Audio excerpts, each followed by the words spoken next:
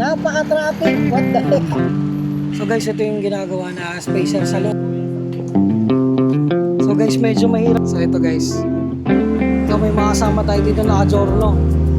Dito ka sa C5. Kakanan ka papuntang Kainta. So guys, C5 ngayong araw, Thursday, alas 5 ng hapon. Napaka-traffic, what the heck? Hindi tayo makatagos kahit motor lang tayo. Diyan.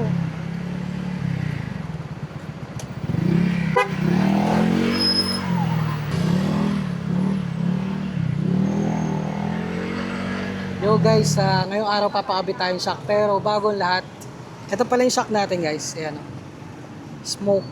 Smoke. Yan.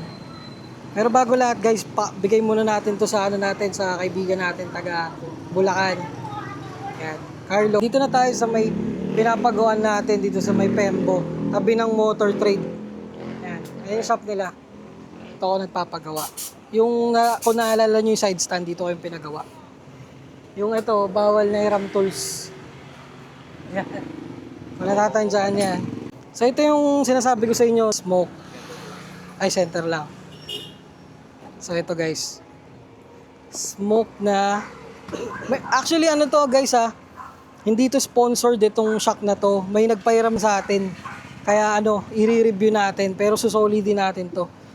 Tignan natin kung ano yung niya. Yung play niya. Kung maganda ba okay. So titingnan muna natin kung plug and play to o kailangan pa natin pa magic low. Kasi naka-lowered tayo no guys. Ayan pala siya. Naka-lowered na? Naka-magic low? Naka-lowered na yan Oo nga. Ayan na siya guys. Naka-lowered na siya. Wala.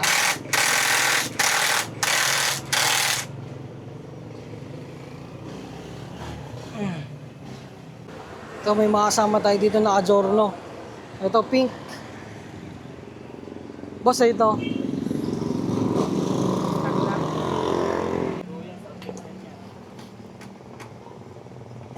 So yan, nalagay na ni Pat. Magkabila. Na na pala to guys sa karipak Yan. Kaya medyo mababa na siya. Pero sabi sa akin nung previous na nito, gumamit, lumulubog daw to Masyado daw yung langis ata na ginamit yung oil. So guys, medyo mahirap pala to guys kasi kailangan ng spacer. Kailangan ng Bili ka ng papalitan mo na. Yan yan, 0-0 yan Oh. Papalitan mo ng ayun yung pero. Bako lang Ganito. Yan. Dali mo na Pat. Dali mo to. Magkakasya dito sa bukas mo. Karoon lang tayo ng konting problema kasi medyo yung spacer na kailangan natin or yung hub and mile na stock maliit. So gumagalaw yung gulong left and right. May space. Since wala naman tong kasamang spacer, ang gagawin na lang natin is gagawa tayo ng spacer na gawa-gawa lang. Safe naman daw yun. Yung ganong style. Tapos ito nilalagay natin na hub and mile. Medyo mas malaki. Yung natin bearing sa 3,000 na tinakbo ito yung itsura niya. So guys, ito yung ginagawa na spacer sa loob. Tinanggal yung pinaka rubber or yung pinaka seal. Seal ba yun? Yung tinanggal pa? Oil seal. Yan. Tapos nilagyan na ito. Dalawa lang na tig-dalawa magkabila. Tapos yan. Yan yung nilagay. So kung may ganito rin kayo, baka ganito rin gagawin nyo.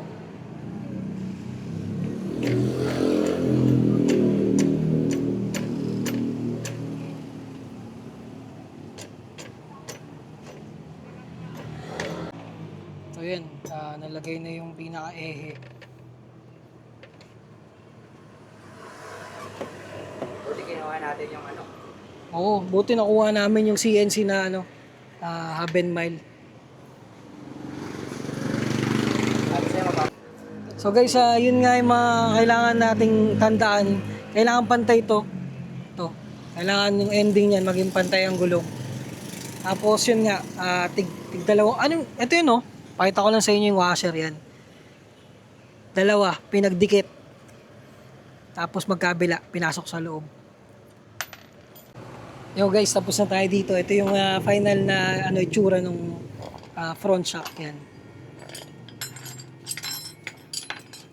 So wala naman naging problema maliban lang dun sa spacer, pero nagawa naman ng paraan. Kabila. Yan. Yan yung itsura niya sa kabila. So tingnan na natin yung play kung okay o hindi. Matigas. O yan yung play niya, matigas. Iyak ka dyan. Kailangan niya repack pa yan. Palagay mo. Hindi na uubra. Yan na talaga yan. Tingnan mo yan, kuys, gawa ni Pat. Lambot na ulit. So guys, ito yung riding experience natin dun sa shock. Medyo nakayuko. Kasi repack kung di ako nagkakamali. Hindi na namin inayos or hindi na namin pinakailaman kung ano yung settings. Ito lang, sa ko lang to sa feeling ko lang medyo nakayuko siya compare dun sa stock na gamit natin kanina. Try natin yung feel.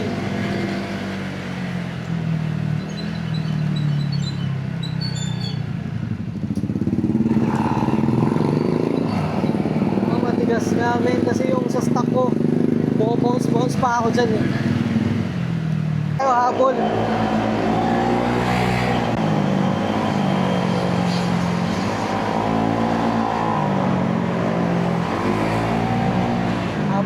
Habol.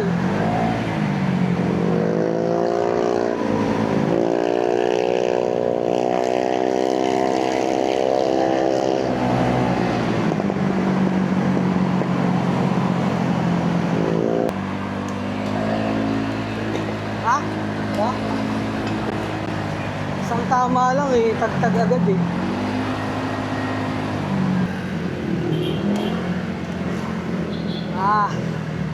Oh shit! Oh shit! Ang sakit!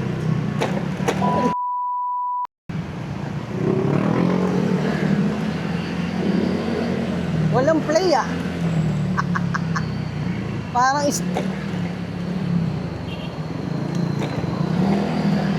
stick yung bamboo stick yung shock ko ah. Sa una, walang ka-play ah.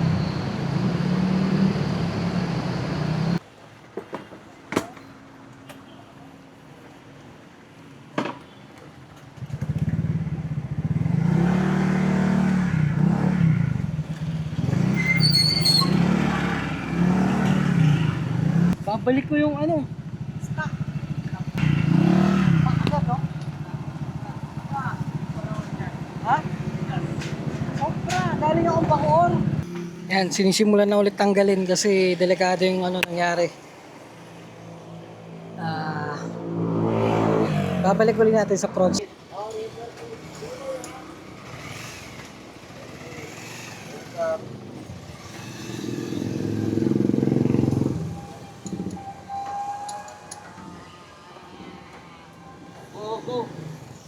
Bakit?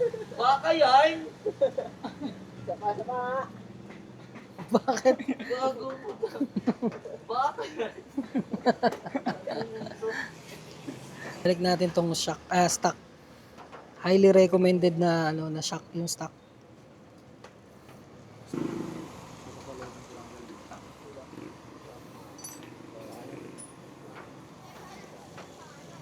Kabisado mo naman yung Pat, no? Para yung sa fittings.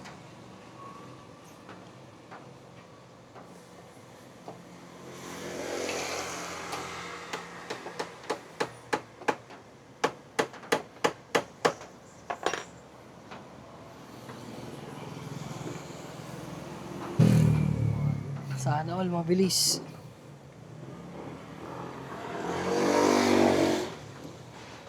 Yan, out na natin tong smoke. Diyan ka muna, pahinga ka muna.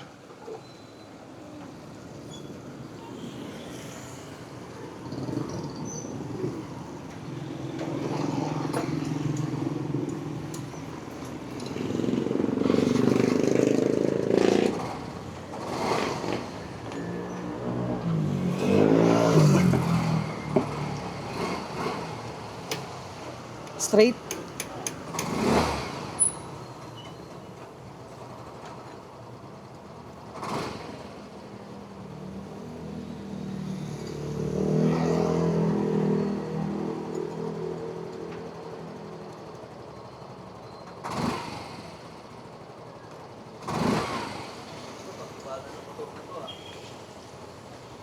Alright, ang bilis ni Pat. Tapos na agad yung magkabila.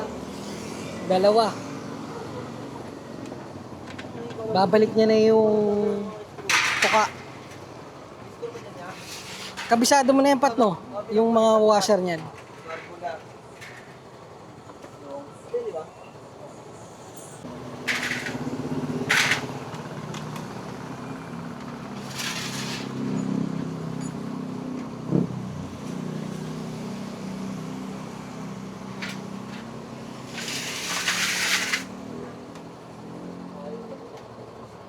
Okay na yan. Makapasok ka sa pamilya.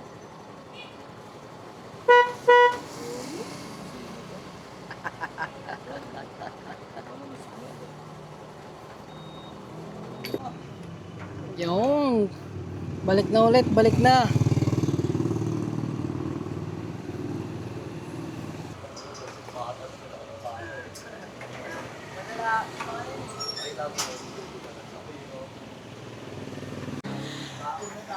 Pat, galaw-galawin mo, palagay na sa video. I-ano mo, yung play. Alright guys, okay na. Nagawa na ni Pat. Oh, may sumasabit? Ha? Sa? Pakinggan natin kung may sumasabit. Oh, may sabit. Gawa sa disc. Ha?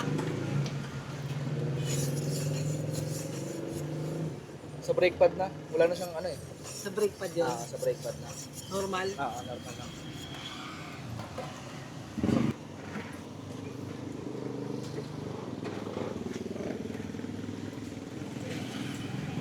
Eh, bumayan ni Pat.